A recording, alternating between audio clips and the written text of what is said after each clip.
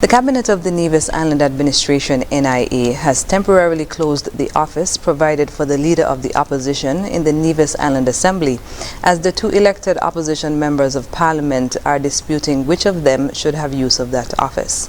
As part of the Concerned Citizens Movement CCM-led administration's good governance agenda, funding has been provided for an office for the Leader of the Opposition for a number of years. The opposition Nevis Reformation Party won 2 seats in the December 12, 2022 island elections.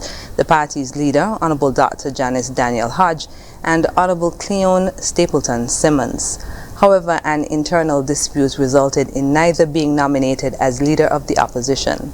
Subsequently, Honorable Stapleton Simmons had been suspended from the NRP, and during the 2023 budget, she addressed the Assembly as an independent member of the opposition.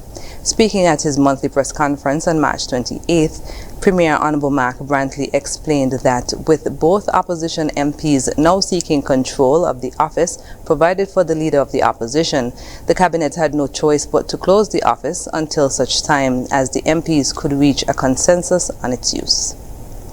On the 9th of March, we received a letter on the letterhead of the Nevis Reformation Party, and that letter was addressed to the prominent Secretary in the Ministry of Finance, Mr. Colin Dorr, and that letter was written by the Honorable Dr. Janice Daniel Hodge in her capacity as Leader of the NRP, and she indicated through that correspondence that she is requesting with immediate effect, and I quote, "Through this correspondence, I am requesting that with immediate effect all courtesies, privileges, and assistance pertaining to the office of the opposition and on behalf of the Nevis Reformation Party be directed to her attention."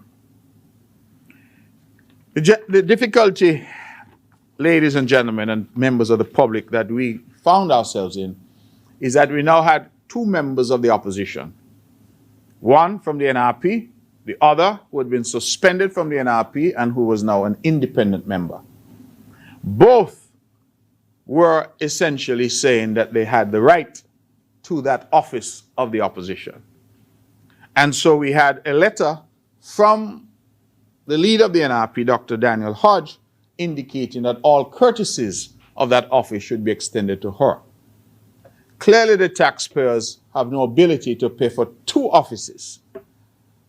And since it seemed that the 2 members of the opposition could not come to any consensus, we wrote on the 20th of March to them both, indicating that we were forced to close the office until such time as clarity could be achieved.